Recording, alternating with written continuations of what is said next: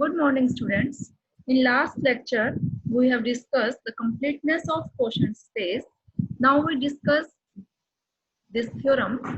Suppose a Banach space B is a direct sum of linear subspace M and N, that is B is written as M and N, direct sum of M and N.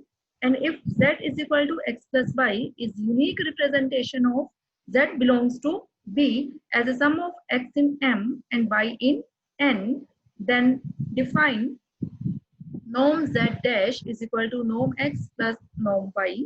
On putting the value of Z, we have norm X plus Y dash is equal to norm X plus norm Y.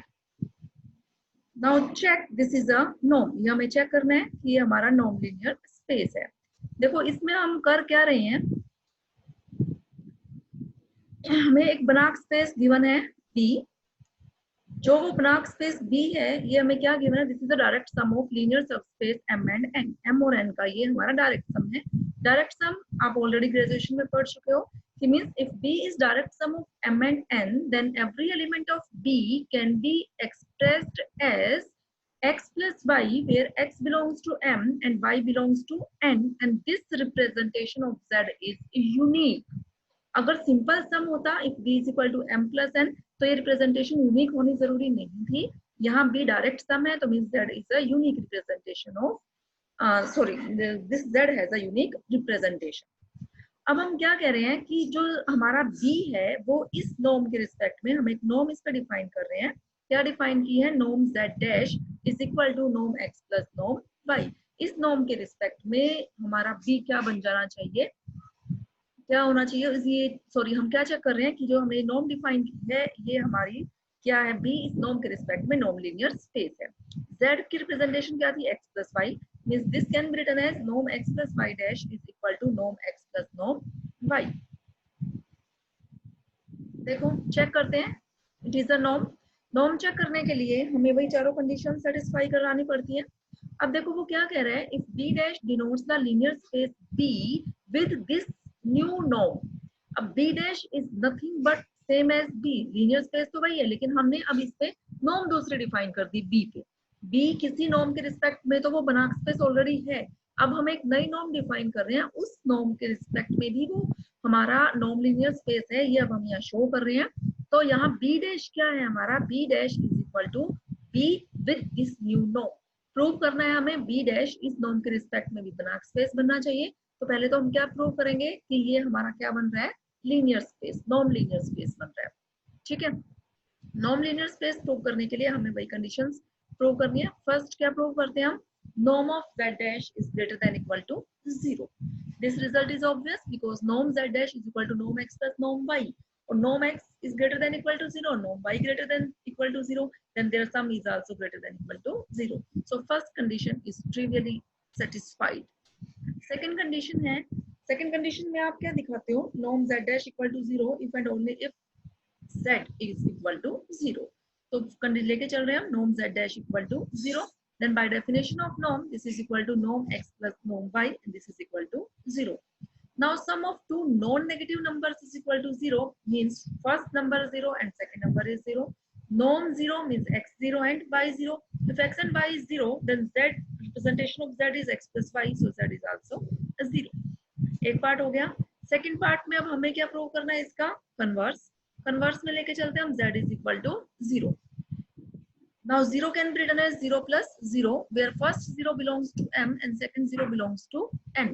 This implies norm Z dash is equal to 0. Clear है, second condition satisfied. Third condition is हमें क्या दिखाना है, third condition में norm of alpha Z dash is equal to mod alpha norm Z dash. Then consider norm alpha Z dash, this is equal to norm alpha Z की value रख रहे हैं हम यहाँ X plus Y.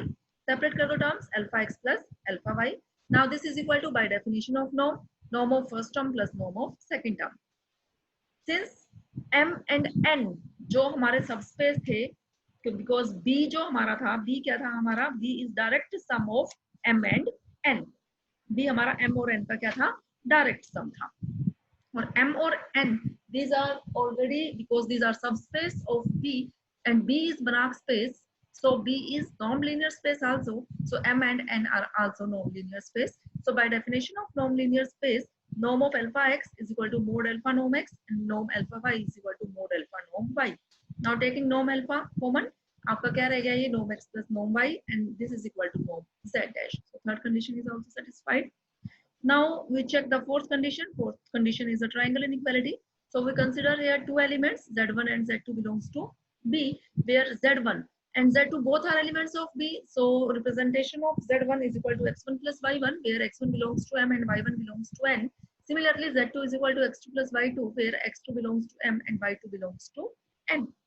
So norm z1 plus z2 dash is equal to norm x1 plus y1 plus x2 plus y2 norm dash. Now this is equal to, combine कर लिया हमने, m के एलिमेंट्स इकट्ठे कर लिए, n के elements combine कर लिए. Now by definition of norm dash ये हमने सेपरेट कर दिया, norm of first term plus norm of second term. Now use करो norm of x1 plus x2 is less than equal to norm of x1 plus norm of x2 plus norm of y1 plus norm of y2. Now ये क्या बन गया अब आपका norm of z1 dash plus norm of z2 dash. z1 क्या था x1 plus y1 ना, तो कंबाइन कर लो norm x1 plus norm y1 को, ये आपका नॉर्म z1 डैश और norm x2 plus norm y2 क्या बन गया norm z2 dash.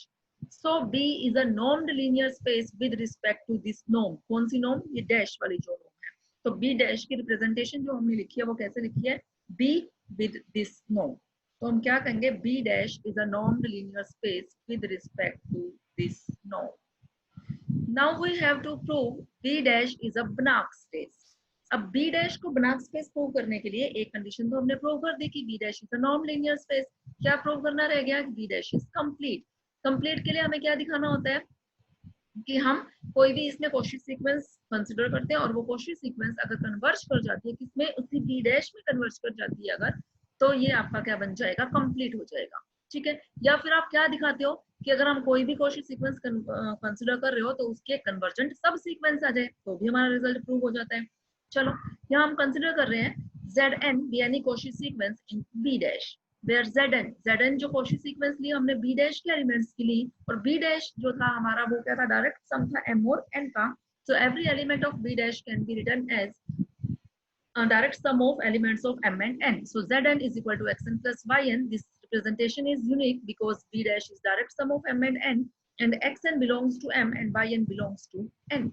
B dash is nothing but B but with different norm. सिर्फ हमने norm change की है यहाँ स्पेस पे, स्पेस वही है आपका, norm B पे कोई और norm डिफाइन थी, B dash स्पेस आपका सेम B ही है लेकिन with different norm हमने उसको B dash से डिनोट किया हुआ है. ठीक है. अब since Zn is a Cauchy sequence, so by definition of Cauchy sequence, for each epsilon greater than 0, there exists a positive integer m naught such that norm Zn minus Zm dash is less than epsilon for all mn belongs for all mn greater than equal to m naught. That is, अब आपने क्या करना है, Zn और Zm की value put करनी है. Zn था आपके पास xn plus yn और Zm था xm plus ym. No, ये norm dash less than epsilon for all mn greater than equal to m naught. अब यहाँ हमने m के एलिमेंट्स को कंबाइन कर लिया और n के एलिमेंट्स को कंबाइन कर लिया, क्योंकि रिजल्ट तो हम तभी लगा सकते हैं ना. हमारी जो डेफिनेशन थी, डेफिनेशन क्या थी, norm z dash means norm x plus y dash is equal to norm x plus norm y.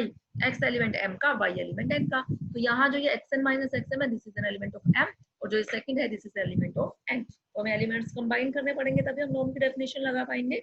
So by definition of norm, this is equal to, separate कर दिया हमने, norm of this term plus norm of this term and this is less than epsilon for all nm greater than equal to m norm.